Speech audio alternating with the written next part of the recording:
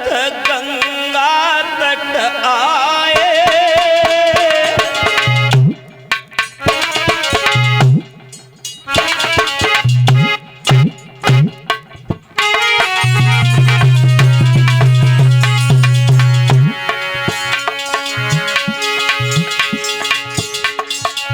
हमारे भ्राता श्री राजीव यादव नगला धनी वाले,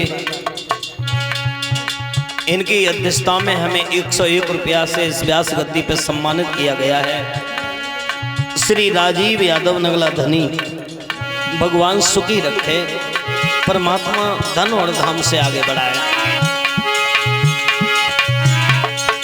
और परिषद गंगा तट आए,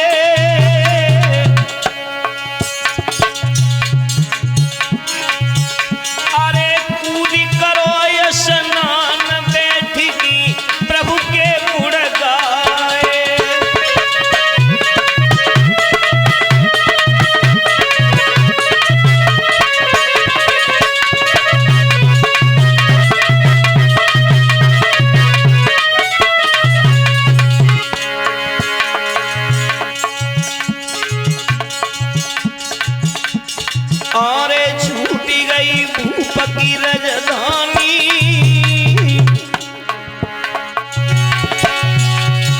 आरे छूटी गई भूप की राजधानी।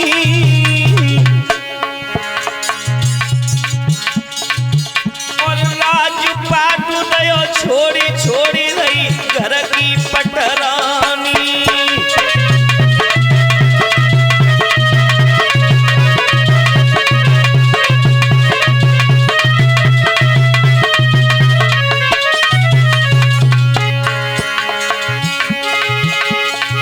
लेकिन आरे लिखो जो ब्रह्मा को लेखो, आरे लिखो जो ब्रह्मा नी लेखो। अरे होनार सोई होई के जाय मिटवैया नहे देखो।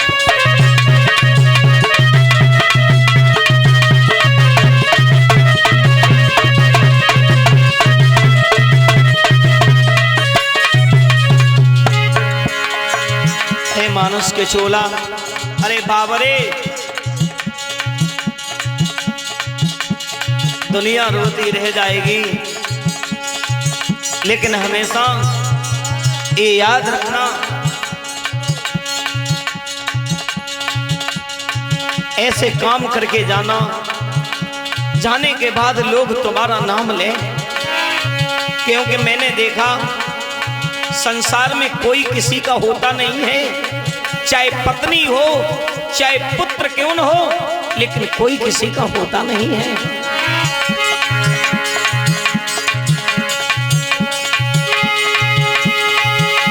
बादिन की करही आदि जादि ना हम तो घेरेंगे।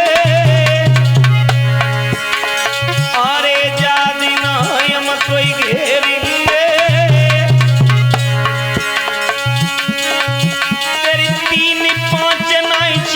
संग नहीं घरवारे दिन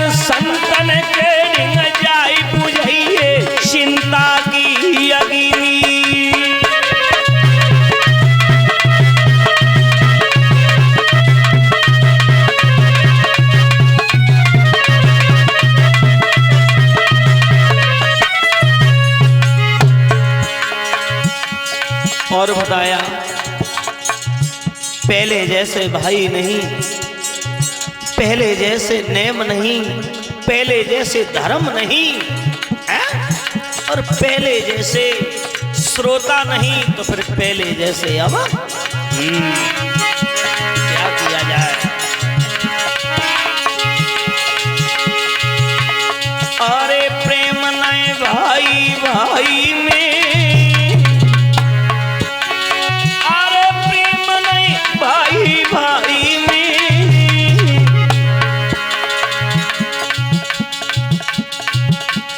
बड़े बड़े परिवार मिट गए देखो लड़ाई में। अरे बड़े बड़े परिवार मिट गए,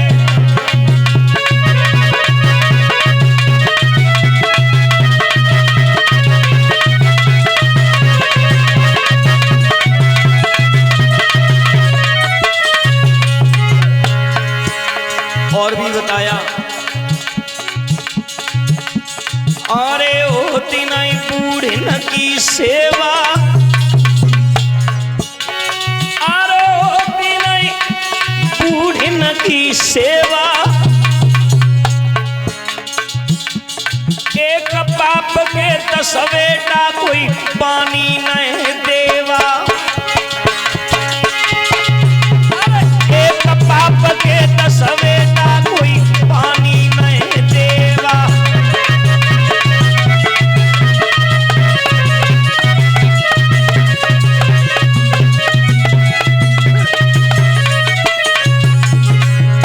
अरे बाप रे, जाएगा कोर्ट कचहरी, क्या होगा अरविंद भैया? गवा लड़ुई पेरा खाता। वकील साहब जी, जब तुम्हारे चक्कर में आदमी पड़ेगो तो क्या हो गए वो बताओ? दोनों तरफ से मिसला मिसली हो गई, जिंदगी बर्बाद होगी, क्या होगा? अरे गवई लड़ुआ पेरा खाता, बिना कहीं अरविंद सुनील पे रहो नहीं जाता।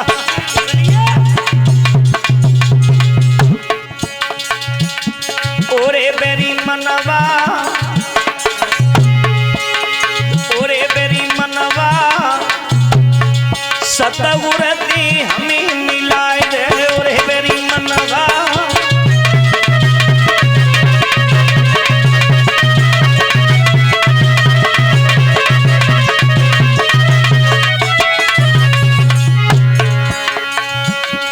काम क्रोध मद मोह लुटेरे, काम क्रोध मद मोह लुटेरे, जन्म जन्म के दुश्मन तेरे, जन्म जन्म के बैरी तेरे। ओरे बेरी मनवा, ओरे बेरी मनवा, निकैन से फंद छुड़ाए रहे। ओरे बेरी मनवा,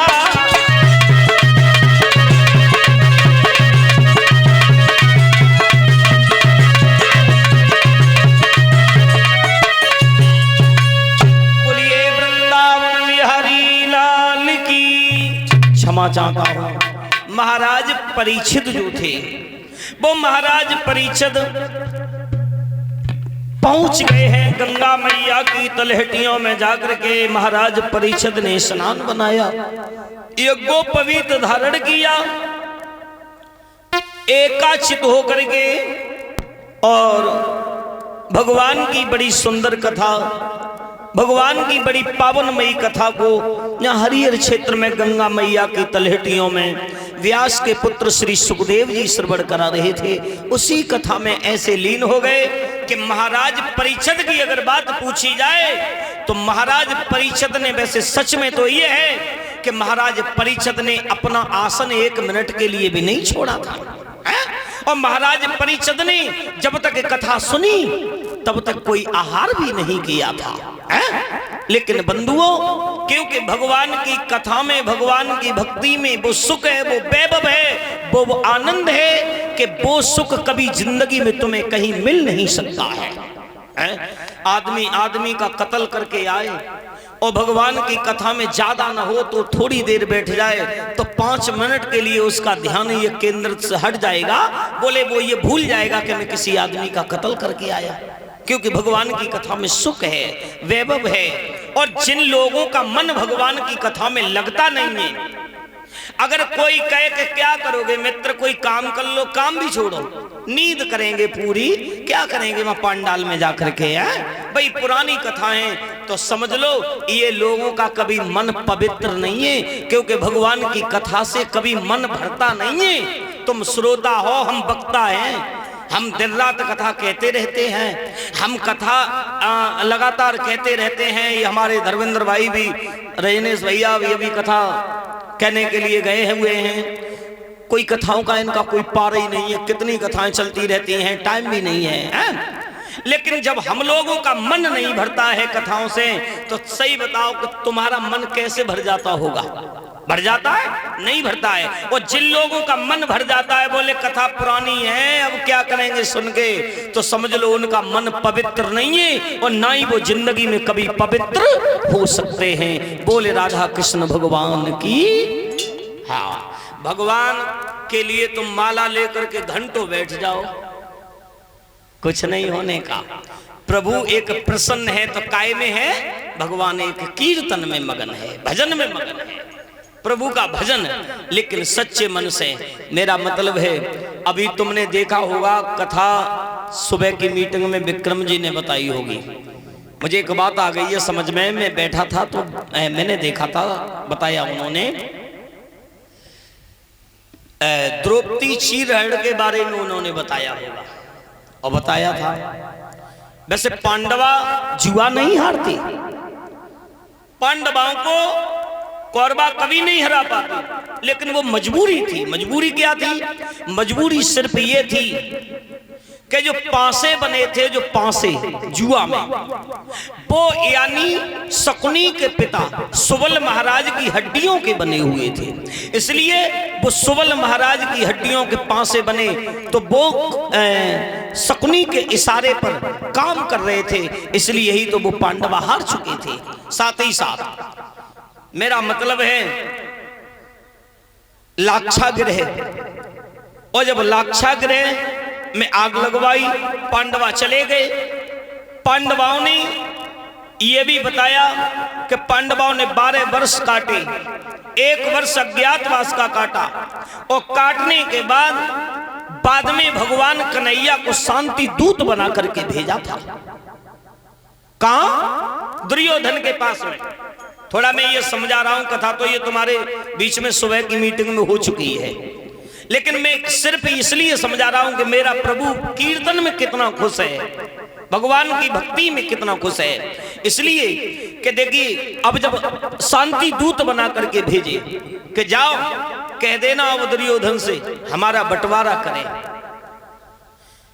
दुर्योधन को पता चल गया, बोले कन्हैया शांति दूत बन करके आ रहे हैं, तो दुर्योधन ने 80 गज गहरा गड्ढा खुदवा दिया था, और 80 गज गहरा गड्ढा खुदवाने के बाद उसके ऊपर एक कच्चे धागे का पलिक बनवा करके रखवा दिया। बोले लो, अगर कन्हैया इस पे बैठेगा तो तुरंत ही गड्ढा में चला जाएगा, और जो कन्हैया जामे गए तो फिर तो कोई चिंता नहीं है, फिर तो निर्भय राजू उदल को हो ही जाएगा, फिर क्या चिंता है? लेकिन तन की जाने मन की जाने, और जाने चित की चोरी रे, और बाह प्रभु से का तो छुपो हो, जाके हाथ जगडोरी रे।